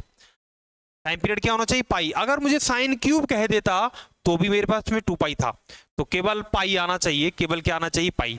दोनों चीजें बता रहा हूं। साइन थीटा का टाइम पीरियड 2 पाई, लेकिन साइन स्क्वायर थीटा का केवल पाई। क्या होगा? केवल पाई होगा। चलिए अगले क्वेश्चन की तरफ बढ़ते हैं। नेक्स्ट क्वेश्चन, एक ट्राइंगल एबीसी दे रखा है जिसके अंदर a cos square c/2 plus c cos square a/2 बराबर 3b/2 का 2 गुना है। ठीक है, मतलब 3b/2 समझ गए, 1.5 गुना। तब भुजा एबीसी किसके अंदर होने वाले हैं? आप लोगों को फॉर्म दे रखी है। इस फॉर्म में सुनना बात ध्यान से, अगर मैं cos स्क्वायर c/2 को पकड़ूं, cos स्क्वायर a/2 को पकड़ूं, क्या मेरे पास ऐसा दिखाई दे रहा है? a s b minus c upon c, कुछ ऐसा दिखाई दे रहा है। cos स्क्वायर c/2 बराबर दिस है ना, ए बी, सी तो ऊपर ही है, ए बी आएगा। यहां देख पा रहे हो आप लोग, यहां क्या लिखोगे? s, अब क्या आना चाहिए? a है नीचे, ऊपर, तो अब क्या आना चाहिए आपके पास में? a घटेगा, यहां b घट c घटाया था, s minus a upon B C, कुछ ऐसा, ऐसा आना चाहिए, है ना। हीरोन सूत्र होता है, उससे हम लोग इसको अप्लाई कर सकते हैं। और साथ में c है बराबर 3b/2। अब कैलकुलेट कर लो, अब समझ में आ जाएगा आप लोगों को मैं क्या कर रहा हूं, क्या फॉर्मूला अप्लाई कर रहा हूं। आया समझ में? देखो सुनो कैसे करना है। फर्स्ट वाले में मैंने a into cos square c/2 को लिख दिया s इंटू s माइनस सी अपॉन ए सी, ये लो, ठीक है, सॉरी ए बी। अगले वाले में plus C S into S minus A upon B C is equal to 3b/2। मैं इसको कैलकुलेट कर लूं ताकि मेरे पास, अच्छा एस क्या होता है? एस होता है मेरे पास parameter a plus B plus C Y, parameter परिमाप ही तो निकालते हो। एस, एस क्या होता है? तीनों भुजाओं का योग अपॉन 2। बोलो पैरामीटर निकाला आप लोगों ने? निकाला नहीं निकाला? एस बराबर दिस। अब कैलकुलेट कर लो इसको आराम से, वैल्यू चेक करो, एस की जगह वैल्यू रख दो, सी से सी कटा, ए से ए कटा, बी और सी, बी कॉमन आया, बी वहां चला गया, एस बराबर दिस। तो क्या आपके पास 2b बराबर ए प्लस सी बच रहा है और ये बच रहा है, तो मतलब बी बराबर A plus C by two, A plus C by two. किसका फॉर्मूला होता है? क्या आपके पास में एपी है या जीपी है या एचपी है? किसका फॉर्मूला होता है? एक समांतर श्रेणी का फॉर्मूला आप लोगों को दिखाई दे रहा होगा, तो आप लोग इसमें लिख सकते हो ये क्या बनने वाला है आपके पास, एक एपी बनने वाला है। तो एपी लिख लीजिए, एपी ऑप्शन नंबर ए के अंदर है, एपी ऑप्शन नंबर ए के अंदर है। अगला क्वेश्चन ये कह रहा है कि सम्मिश्र संख्या, अच्छा 1 आयोटा माइनस वन है ना, ये आयोटा माइनस वन है भाई, 1 आयोटा माइनस वन ऐसे लिखना, कहीं गड़बड़ कर जाए कोई भी बच्चा, कि संयुग्मी सम्मिश्र संख्या है, कोई कॉन्जुगेट नंबर मैंने जेड बराबर लिया एक्स प्लस आयोटा वाई, अब इसका संयुग्मी निकालूं तो क्या मेरे पास जेड बार बराबर एक्स माइनस आयोटा वाई आएगा? क्लियर है? अब ये कह रहा है कि सम्मिश्र संख्या, इसकी संयुग्मी एक सम्मिश्र संख्या है, ठीक है, मैं मान लेता हूं एक जेड है मेरे पास जिसका conjugate x minus iota y है। क्या है? X minus iota y. क्या दे रखा है? कॉन्जुगेट दे रखा है क्या? 1 आयोटा वाई। क्या है? 1 आयोटा माइनस वन, कुछ ऐसा। मैं सॉल्व कर लूं, एक्स माइनस आयोटा वाई बराबर 1 iota minus one into iota plus one upon, sorry या मैं इसको उल्टा लिख दूं ताकि मुझे क्या है कि आयोटा का मल्टीप्लाई करने में दिक्कत नहीं आएगी, तो मैं इसको ऐसे लिख दूं -1 प्लस आयोटा। अब समझ जाओगे आप लोग, -1 माइनस आयोटा से गुणा, -1 माइनस आयोटा से नीचे भाग, ऊपर चेक किया -1 माइनस आयोटा, नीचे -1 का 1 के साथ करोगे तो 1 आएगा, और माइनस से माइनस प्लस का 1 2 बन जाएगा, यानी कि -1/2 minus iota by 2। X calculation, x बराबर -1/2 एंड बाई बराबर 1/2, गलती मत कर देना, एक्स बराबर है -1/2 के और माइनस बाई बराबर है -1/2 की, तो बाई बराबर 1/2, बाई बराबर क्या बनेगा 1/2। अब वैल्यू रख दीजिए, कौन सी वाली वैल्यू आ रही है आपके पास, एक्स बराबर दिस और बाई बराबर दिस, जेड कॉम्प्लेक्स नंबर में रखोगे तो -1/2 एंड प्लस 1/2 आयोटा, रखोगे नहीं रखोगे? रखोगे, तो कौन सी वाली वैल्यू आ रही है, -1 आयोटा एंड प्लस 1, ये वाली चेक कर लो, ये नहीं है, ये भी नहीं है, ये -1/2 नहीं, ये भी नहीं है, केवल ये option number C, option C आ रहा है। अगले की तरफ बढ़ते हैं, ये लीजिए नेक्स्ट क्वेश्चन, ये कह रहा है कि sin x plus iota y का वास्तविक भाग है। देखो मैंने sin a प्लस बी वाला फॉर्मूला अप्लाई किया, मुझे नहीं पता अभी तक फॉर्मूले कौन कौन से हैं, लेकिन sin a plus B formula apply कर रहा हूं, sin a cos b and plus cos a sin b, कुछ ऐसा। अगर यदि a और b मेरे पास x एंड आयोटा वाई हो तो क्या मेरे पास ये फंक्शन बनेगा sin x and cos iota y, कुछ ऐसा, ध्यान देना भाई जरा, प्लस cos x एंड sin आयोटा वाई, ये लो, मुझे नहीं पता अभी तक, मैं केवल फॉर्मूला अप्लाई कर रहा हूं sin a प्लस b का, ये अप्लाई किया तो ये वाला मेरे पास आ गया। अब दूसरा, अगर यदि मैं यहाँ पर cos आयोटा वाई को पकड़ूं, मैं आयोटा वाई हटाना चाह रहा हूं क्योंकि मुझे हाइपरबोलिक में लेके जाना है, sin x तो होगा नहीं, cos x भी नहीं होगा, हाइपरबोलिक की बात करूंगा, यहां पर ये काम आएगा या फिर यहां पर ये काम आएगा, दो चीजें काम आएंगी, दो ऑप्शन मैंने वैसे ही कट कर दिए। अब एक एक को पकड़ो, cos iota y, sir sin x के साथ में cos आयोटा वाई आ रहा, sin x दोनों में है, cos आयोटा वाई पकड़ो, cos आयोटा वाई क्या होता है मेरे पास में, cos हाइपरबोलिक वाई, ये चेंज किस में होता है, cos हाइपरबोलिक वाई में, ये लो, होता नहीं होता, ठीक है। ये आ जाओ sin iota y, sin iota y क्या होता है, sin आयोटा वाई को पकड़ो, आयोटा साइन हाइपरबोलिक वाई, लो आयोटा बाहर आ जाता साइन में, ये रहा, plus cos as it is रखा, यहां पर भी मैंने साइन को एज इट इज रखा। क्या पूछ रहा है, रियल पार्ट ऑफ दिस, तो रियल पार्ट कौन सा है, ये रहा, ये कौन सा इमेजिनरी, आप देख सकते हो प्लस का iota cos x and sine hyperbolic y, ये इमेजिनरी पार्ट है, रियल पार्ट कौन सा है, sine x cos hyperbolic y, यानी कि ऑप्शन नंबर सी। ये कौन सा है, ये कौन सा है, कोई सा नहीं, क्यों cos x आ रहा है, sin x आता तब भी मैं बता देता कि मेरे पास कौन सा है फंक्शन, ठीक है, पॉइंट क्लियर है। चलो अगले क्वेश्चन की तरफ बढ़ता हूं, नेक्स्ट क्वेश्चन ये कह रहा है उस समय सूर्य का उन्नयन कोण क्या होगा जब पेड़ के परछाई की लंबाई उसके वास्तविक लंबाई की √3 गुनी हो। ये कह रहा है कि एक पेड़ है, ठीक है, धरातल पर एक पेड़ है, इसकी लंबाई में x मान लेता हूं और सूर्य का उन्नयन कोण ये रहा, सूर्य यहां पर उग रहा है, पेड़ की परछाई यहां आ रही होगी, परछाई तो यहाँ पे आएगी भाई, ये पेड़ है तो ये पेड़ की परछाई कहाँ आएगी, यहाँ पर आएगी। ठीक है, परछाई उसकी वास्तविक लंबाई की √3 गुनी, ये x है तो इसकी लंबाई क्या है, √3x, कुछ ऐसा।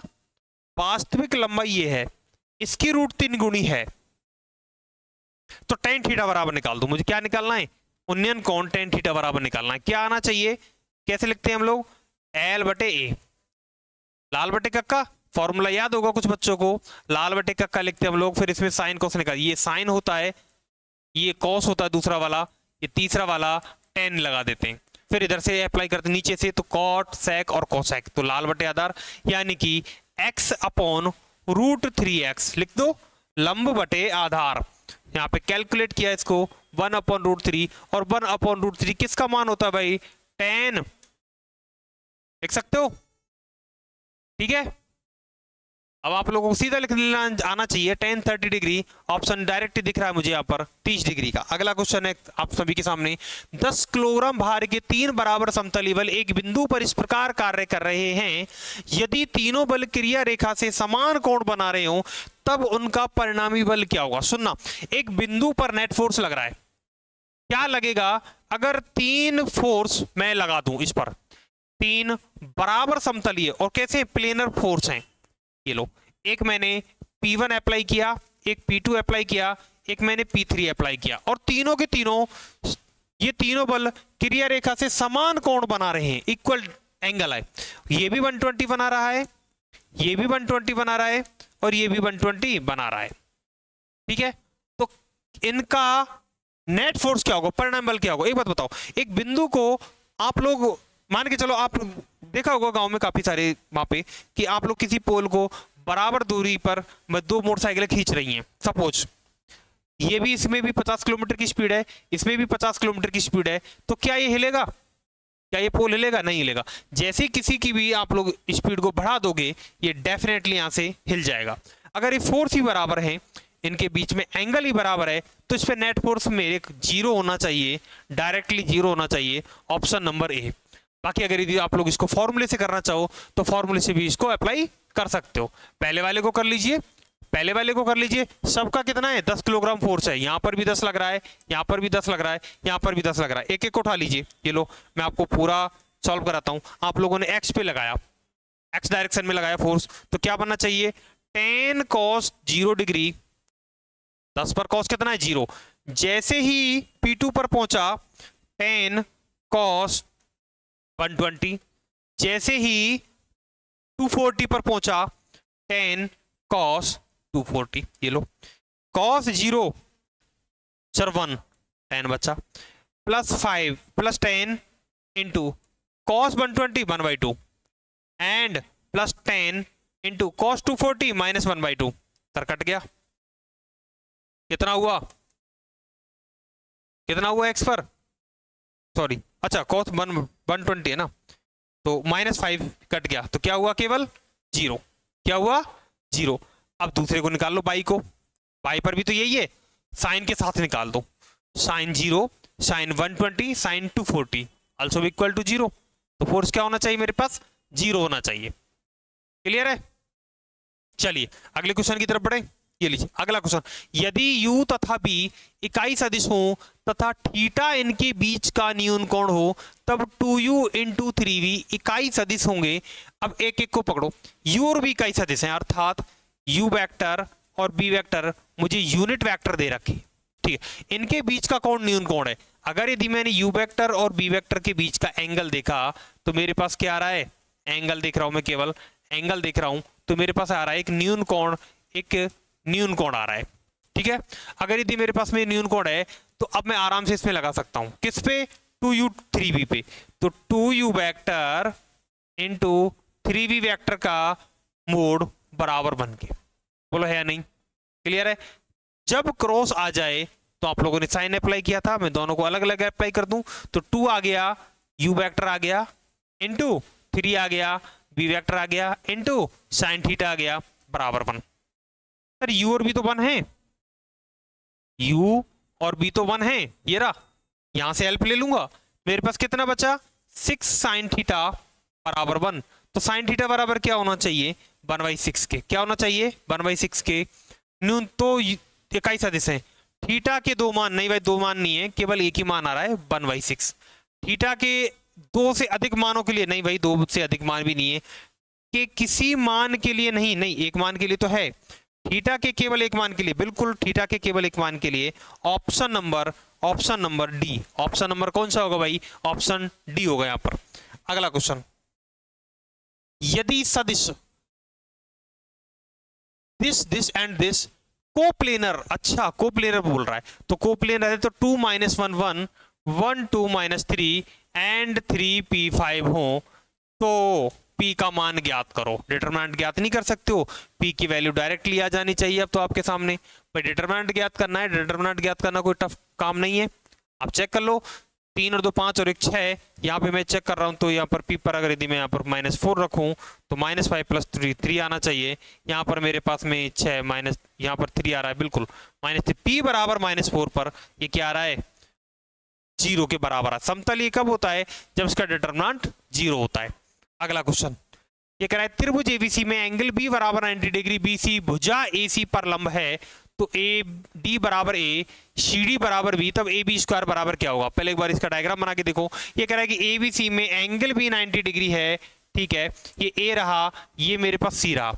ये कह रहा है कि बी डी भुजा एसी पर लंब है, बी डी भुजा एसी पर लंब है, ये लो ये बी डी बन गया, तथा ए डी बराबर ए और सी डी बराबर बी हो तो ए बी स्क्वायर, यानी कि ए बी स्क्वायर मुझे कैलकुलेट करना है कि ए बी स्क्वायर क्या होगा। अब बताओ, अब एक एक को निकालो। अगर यदि मेरे पास में एक को x मान लूं, एक को y मान लूं, तो ये भी तो ट्राइंगल मेरे पास में कौन सा है, समकोण है।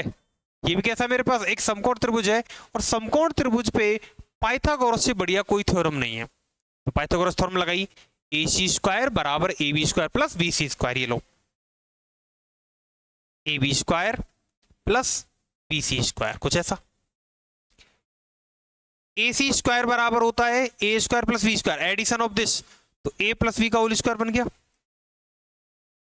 ए बी स्क्वायर मुझे यहां पर कैलकुलेट करना है, और सर बी सी स्क्वायर को मैं अगर इधर भेज देता तो मेरे पास में ए बी स्क्वायर की वैल्यू क्या आ रही है, ए प्लस बी का whole square and minus B C square, कुछ ऐसा।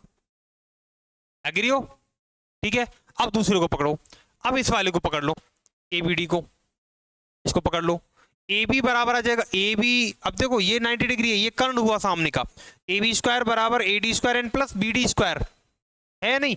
तो नेक्स्ट वाले में, अगले वाले में ए बी स्क्वायर बराबर A D square and plus B D square, तो क्या बनेगा आपके पास में ए स्क्वायर प्लस, अब बी डी स्क्वायर को एज इट इज लिख दूं मैं, कोई दिक्कत नहीं है। और क्या ये बी डी स्क्वायर बाई के बराबर नहीं, बाई मान लूं इसको मैं, बाई स्क्वायर। सेम तीसरे वाले में, और तीनों को मैं एक जगह पे वैल्यू को पुट कर दूंगा, तो क्या बनेगा मेरे पास a प्लस बी का, तो केवल वैल्यू काम में लेने वाला हूं मैं यहाँ पर, A B square plus A square plus B square plus by square, कुछ ऐसा मेरे पास बनने वाला है।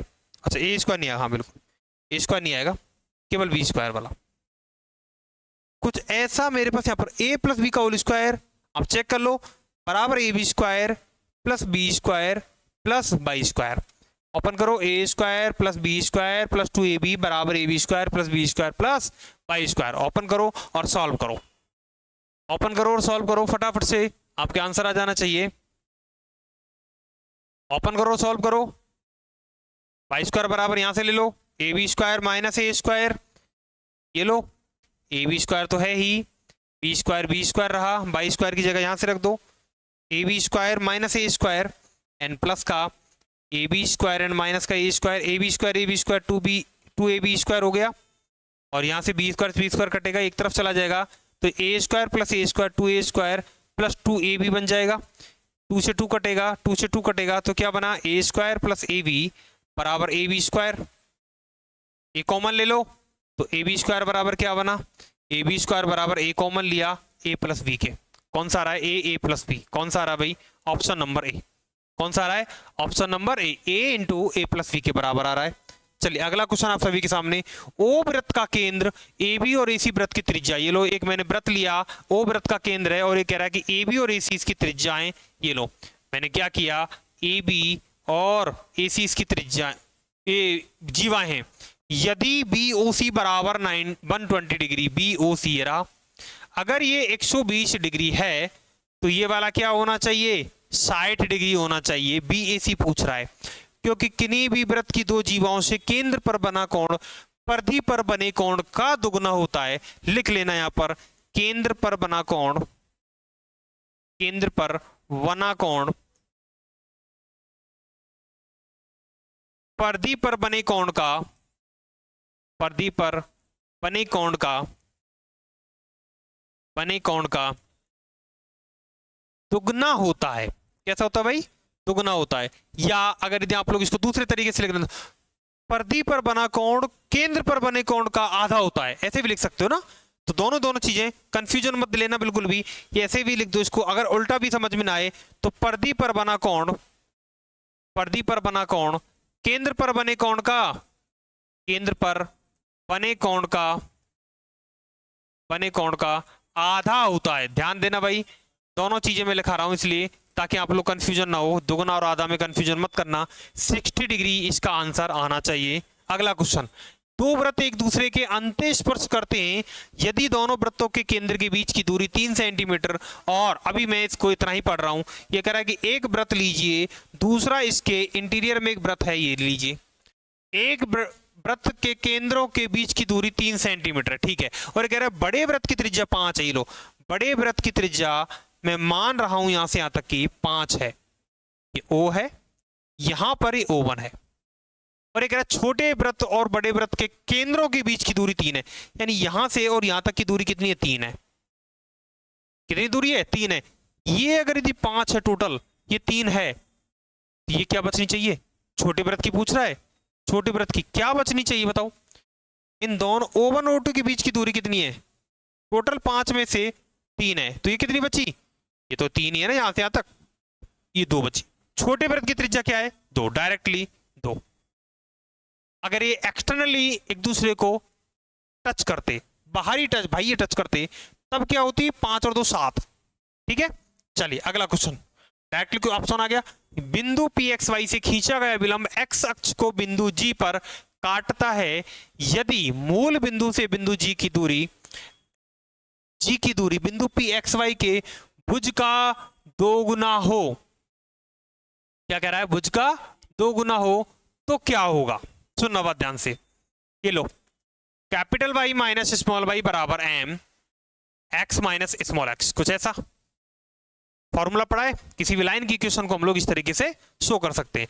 ये कह रहा है कि G बराबर क्या होना चाहिए, G बराबर G अभिलंब x अक्ष को काटता है, अर्थात G के कोऑर्डिनेट क्या होना चाहिए, x plus y dy over dx and 0 होना चाहिए। G के मेरे पास में कोऑर्डिनेट आ गए।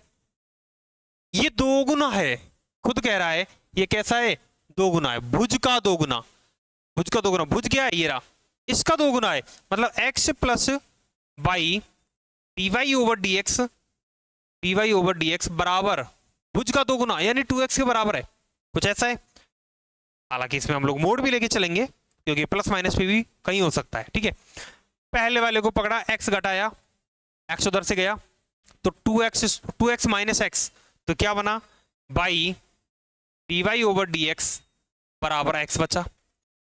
दूसरा, अगर यदि मैं नेगेटिव ले लिया तो क्या बनेगा, बाई dy ओवर dx बराबर x उधर जाएगा, ये क्या है 2x है मेरे पास, x को उधर भेजूंगा तो मेरे पास में एक टर्म्स क्या आनी चाहिए, माइनस का 2x minus x minus 3x, कुछ ऐसा। एक एक को कैलकुलेट कर दिया, x को इधर भेजा तो ये वाई स्क्वायर बराबर एक्स स्क्वायर प्लस 2c, या y square minus x square बराबर c, केवल c नाम दे देता हूं। यहां जाओ, x को उधर मल्टीप्लाई किया तो वाई स्क्वायर अपॉन 2 बराबर minus 3 x square upon 2 and plus c। एक तरफ लेके आ जाओ, क्या बना, y square plus 3x square बराबर c, या 2c के बराबर। कांस्टेंट है, मैं उसको c ले रहा हूं। कौन कौन सी समीकरणें बन रही हैं, क्या इस समीकरण को आप लोग देख पा रहे हो, y square minus x square किसकी समीकरण होती है, इलिप्स की। किसकी समीकरण होती है, इलिप्स की। ये लो, sorry, Y square minus x square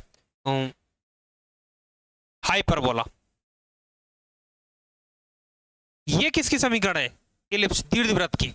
किसकी समीकरण है?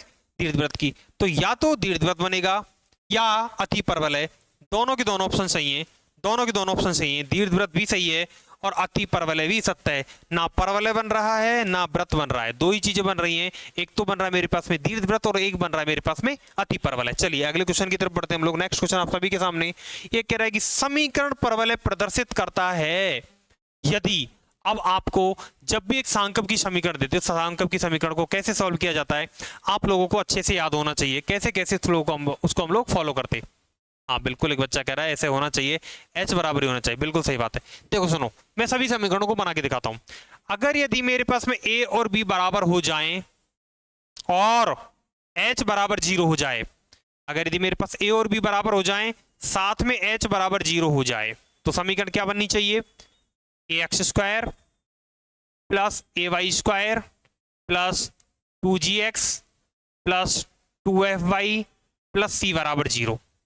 समीकरण होती है ये वृत्त की, क्योंकि मैं 2D में बात कर रहा हूं तो वृत्त है ये।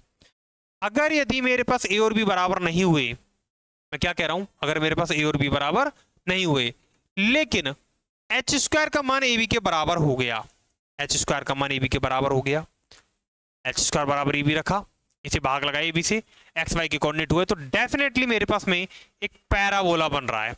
कुछ बच्चों को याद भी होना चाहिए डायरेक्टली।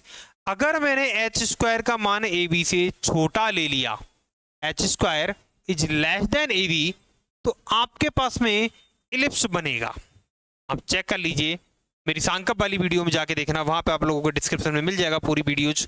या अगर मैंने H square is greater than AB ले लिया, H square is greater than H square, ये रहा H square greater than 2AB, अगर मैंने ऐसा ले लिया तो आपके पास में एक हाइपरबोला अर्थात अति परवलय बनना चाहिए। हाइपरबोला एक अति परवलय। और अगर यदि मेरे पास में a प्लस एच स्क्वायर का मान ग्रेटर देन AB हो, साथ में a प्लस b का मान 2 आ जाए, तो हम लोग इसको कहते हैं ये मेरे पास में क्या है, एक रेक्टेंगुलर हाइपरबोला है, अर्थात मेरे पास में एक आयतीय अति परवलय है, कुछ ऐसा है ना, ये चीजें चलती है। अच्छा, अगर इसका डिटरमिनेंट ही 0 आ जाए, और बता देता हूं थोड़ा सा, अगर इसका डिटरमिनेंट ही 0 आ जाए तो हम लोग कहते हैं कि स्ट्रेट लाइन है, एक सरल रेखा है। क्या कहते हैं? एक स्ट्रेट लाइन है या एक सरल रेखा भी इसको कह देते हैं। क्लियर है भाई? चलिए अगला क्वेश्चन। तो ऑप्शन क्या होगा? क्या कह रहा है? परवलय प्रदर्शित करता है, किसको प्रदर्शित करता है? एच स्क्वायर बराबर AB को। ये किसको है? अति परवलय को। A बराबर B, लेकिन H बराबर 0 होना चाहिए, तब व्रत कहना, वरना मत कहना। अगला क्वेश्चन, यदि y बराबर tan inverse 2x upon 1 minus x square, तब dy ओवर dx क्या होगा? तब dy ओवर dx क्या होगा? सुनो भाई ध्यान से, y बराबर दिस, y बराबर दिस, तो आप लोग एक काम करो, इसी में x बराबर चेंज कर लो, या तो x बराबर चेंज करो, x बराबर चेंज करो, या फिर एक काम करो, इसी में आप लोग क्या कर दो, y बराबर। ठीक है, बिल्कुल। एक बच्चा कह रहा है कि सर ऐसा होना चाहिए x बराबर। हाँ बिल्कुल, अगर यदि मैंने x बराबर tan u ले लिया, x बराबर tan u ले लिया, तो y बराबर क्या बनना चाहिए? tan inverse 2 tan u upon 1 minus tan square u, कुछ ऐसा। ये तो बनेगा मेरे पास में, किसका फॉर्मूला? ये किसका फॉर्मूला? tan 2u का।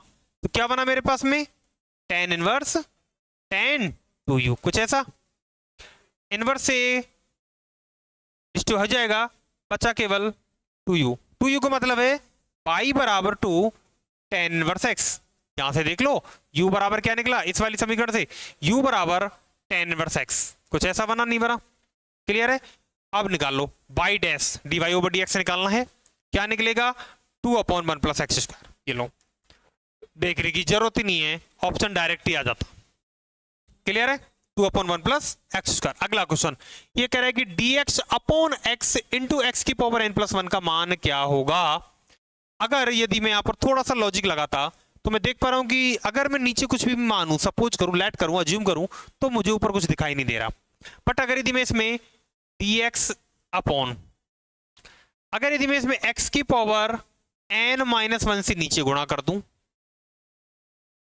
और x ऑलरेडी है यहां पर, और x की पावर n माइनस वन से ऊपर मल्टीप्लाई कर दूं तो ऊपर क्या बन रहा है, x की power n minus one dx upon x की पावर n इंटू एक्स की पावर n प्लस वन। कुछ ऐसा बन रहा है, नहीं बन रहा बताओ। x की पावर n माइनस वन से ऊपर नीचे गुणा कर रहा हूं केवल। अब मैं x की पावर n को t मान लेता हूं, तो इसका अवकलन करोगे तो n x की power n minus one dx बराबर dt। कुछ ऐसा x की power n minus one dx की जगह क्या मैं dt अपॉन n रख दूं तो क्या बन जाएगा, dt अपॉन n। अब इस पे रखो, x की पावर n को तो t माना था आपने, ये लो x की पावर n को t माना था, t ये रहा t प्लस वन, और ये इंटीग्रेशन n तो बाहर निकाल दो, n तो क्या है मेरे पास में कांस्टेंट है, n के साथ रेस्पेक्ट में तो होगा नहीं। अब आराम से मैं इसको आंशिक भिन्न के रूप में तोड़ के सॉल्व कर सकता हूं। अब आपको समझ में आ जाना चाहिए, आंशिक भिन्न में तोड़ दीजिए, one upon T minus one, sorry T plus one minus one upon T, calculate कर लीजिए टी माइनस वन, तो ये टी माइनस वन होगा। ठीक है, ये लो अब चेक कर लीजिए, या नीचे वाले इसको टी मान लीजिए, दूसरा मेथड आप लोग इसको टी मान लीजिए, तो ये क्या बन जाएगा टी माइनस वन। दोनों मेथड बन रहे हैं हमारे पास, दोनों मेथड बन रहे नहीं बन रहे, दोनों मेथडों से भी आप लोग इसको सॉल्व कर सकते हो। क्लियर पॉइंट, हाँ बिल्कुल, इसको टी माइनस वन बना दीजिए, एक ही बात है। अगर मैं उससे बनाओगे तो टी माइनस वन बना दी, बिल्कुल सही बात है। तो क्या आएगा आपके पास, इसको सॉल्व करोगे वन अपॉन एन तो डेफिनेटली आएगा भाई बाहर, ये भी नहीं होगा, ये भी नहीं होगा, ये भी नहीं होगा। अगर ऑप्शन ही टिक करना था तो ये लो, अगर ऑप्शन ही टिक करना था तो ये लो, बाकी अदरवाइज सॉल्यूशन तो ये रहा। ठीक है, अगला क्वेश्चन ये कह रहा है X cube plus X square plus X plus one तथा X cube plus two X square plus X plus two का लेस है, अर्थात इसका एलसीएम निकालना है। सुनो, पहले वाले का एलसीएम निकाला तो मैं एक्स स्क्वायर को कॉमन ले लूं तो x plus one and plus X plus one, पहले वाले पे काम कर रहा हूं मैं अभी। अगर मैंने यहाँ पे एक्स प्लस वन कॉमन लिया तो क्या बन गया एक्स स्क्वायर प्लस वन। दूसरे वाले को ले, इसको पकड़ो, अगर मैंने एक्स स्क्वायर कॉमन ले लिया तो x plus to and plus X plus to. अगर मैं यहां पर भी एक्स प्लस टू को कॉमन ले लूं तो क्या बन रहा है एक्स स्क्वायर प्लस वन।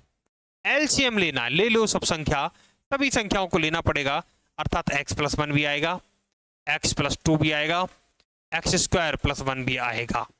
कौन सा है, x plus one x plus two X square plus one. Option number one is the correct answer. Clear है, ऑप्शन नंबर वन सही है। ठीक है, हाँ जी बिल्कुल क्लियर है। चलिए अगला क्वेश्चन 32, मूल बिंदु तथा समतल के द्वारा अक्षों पर काटे गए बिंदुओं से होकर जाने वाले गोले का समीकरण। जब भी गोले का समीकरण पूछे और मूल बिंदु और समतल, अब ये समतल है, सुनो ध्यान से, ये समतल पकड़ा, समतल ये रहा, x पर a इंटरसेप्ट काट रहा है अर्थात इसके कोऑर्डिनेट a 0 0 होंगे, y पर b अंतःखंड काट रहा है इसलिए इसके कोऑर्डिनेट 0 b 0 होंगे, और z पर c अंतःखंड काट रहा है इसके लिए इसके कोऑर्डिनेट 0 0 c होंगे। तो इन बिंदुओं से जाने वाला, तो सबसे पहले अगर यदि मैं ओरिजिन से पास कराऊंगा तो ओरिजिन से पास कराने पर मेरे पास d बराबर 0 होता है।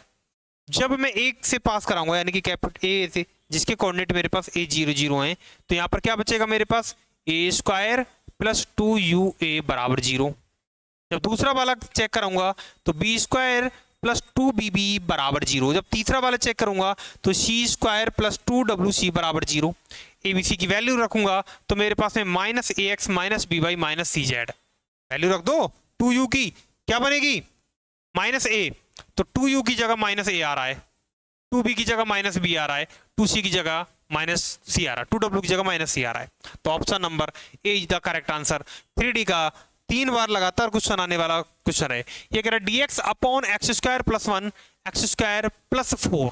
अच्छा क्वेश्चन है, बेहतरीन क्वेश्चन है। कैसे करने वाले हो आप लोग, सुनो, या तो इसको सेपरेट कीजिए, सेपरेट कैसे, नीचे वाले को अलग अलग पोर्शन में डाल दीजिए, X square plus one and X square plus two square, ऐसे लिख दो एक बार, X square plus two square, A square plus V square, ये तो है एक्स स्क्वायर प्लस 4 लिख सकते हो। अब एक को पकड़ो, एक को पकड़ो, अगर यदि मैं यहां से थोड़ा सा ही देख पाऊं तो मुझे दिख रहा है यहां पर कि ये मेरे पास में अलग अलग सेपरेट करने पर 4 3, कहीं 4 कहीं पर 4 दिख रहा है, कहीं पर 1 दिख रहा है, 3 आना चाहिए, 3 आना चाहिए। फॉर्मूला किसका बन रहा है? 1 plus X square, 1 plus X square लगभग tan इनवर्स वाला। कौन सा बन रहा है? tan inverse. लॉजिकली क्वेश्चंस को समझना, 1/3 आना चाहिए। एक तो ऑप्शन से कैंसिल हो गया, एक तो ऑप्शन से यहां से कैंसिल हो गया, नहीं आ रहा, ठीक है। अब दूसरा पकड़ो सर, 1/3 tan इनवर्स x आएगा, डेफिनेटली आएगा। 1 2 3 तीनों में आ रहा, मतलब तीनों यहां तक तो ठीक है। अगला वाला सर, अगले वाले में यहां पर 4, यहां पर 1, यहां पर 4, यहां पर 1, ये देखो इसको अलग अलग कर दो, इसको भी क्या कर दो? ब्रेक कर दो, इसको भी क्या करो? ब्रेक कर दो। या ये लो, आप इसको पूरे को टोटली ब्रेक करना चाहो तो ये लो, मैं एक बार इसको कंप्लीटली ब्रेक कर देता हूं। dx upon x square plus 1 and minus 1/3। अब समझ में आ गया मैं क्या इसको सॉल्व करना। जिन बच्चों ने प्रैक्टिस की होगी उन बच्चों को अच्छी खासी नॉलेज होगी इसकी क्वेश्चन की, किस तरीके से सॉल्व करते हैं। 1/3 integration sign of dx upon x square plus 1 and minus 1/3 dx upon x square plus 2 square. Right है? क्लियर है क्वेश्चन यहां तक? कोई दिक्कत किसी बच्चे को? ठीक है, ये लो, मैं यहां से माइनस 1/6 tan इनवर्स xy2 कर देता हूं। चेक कर लो भाई, 1/3 तो ऑलरेडी है, 1/3 तो ऑलरेडी है। क्या है? tan इनवर्स x क्या बनेगा? 1/a यानी कि 2 and tan inverse x upon a यानी कि x/2, कुछ ऐसा, एंड प्लस c। अब कैलकुलेट कर लो। अब तुम्हें समझ में आ गया होगा मैं क्वेश्चन में क्या करा रहा था। शॉर्ट हैंड से इस तरीके से करते हैं इसको, ठीक है। चलिए अगले क्वेश्चन की तरफ बढ़ते हैं। आज का लास्ट क्वेश्चन रहेगा, वक्र एक कर्व है x बराबर 3t³ प्लस 1 y बराबर दिस के बिंदु x बराबर 1 पर स्पर्शी की ढाल या प्रवणता के क्या होती है? ढाल, स्लोप जिसे कहते हैं। dy/dx कह दो, m कह दो, स्लोप कह दो, या प्रवणता कह दो, या ढाल कह दो, ठीक है। क्या बनेगी? dy/dx। एक्स टी का, अब देखो function is the function of other function, x T का फंक्शन बाई टी का फंक्शन, तो x का निकालूं तो dx/dt निकालना पड़ेगा। dx/dt निकाला तो 9t², dy/dt निकाला 3t², डिवाइड किया dy/dx निकाला, समीकरण 1 समीकरण 2। तो क्या लिखोगे? Equation number 2 divided by equation number 1, 2/1 divide किया 3t² अपॉन 9t², कुछ ऐसा। क्या कट रहा है? कटा 1/3, 3t² plus t³ minus this plus 1, बिल्कुल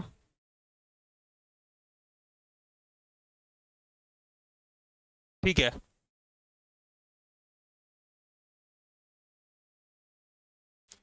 अब बिल्कुल dy/dx 3t³ and plus t³, ये 3t², ये गलत है क्वेश्चन में, 3t² आना चाहिए तब जाकर ऑप्शन है 3t² होगा ये, तो 6t बनेगा। बिल्कुल, ये ऑप्शन में थोड़ा सा मिसप्रिंट है, ऑप्शन को ठीक कर लेना। 3t² तो 6t बनना चाहिए, तो 6t अपॉन 9t², कुछ ऐसा, ठीक है। ठीक है भाई,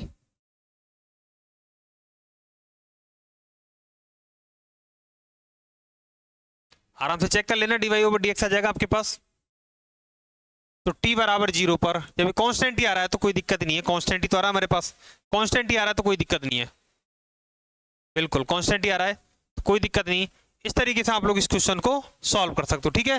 तो आज की क्लासेज में हम लोग अपनी सभा को यहीं पे समाप्त करते हैं, फिर मिलेंगे एक छोटे से ब्रेक के बाद जल्दी। और मैं अखिलेश कुमार आप सभी का तहे दिल से धन्यवाद कहता हूं दोस्तों। क्लासेज कैसी लगी आप सभी लोग कमेंट सेक्शन में जवाब जरूर देना, ठीक है। थैंक यू सो मच, शुक्रिया दोस्तों, जय हिंद जय भारत। मिलते हैं एक छोटे से ब्रेक के बाद।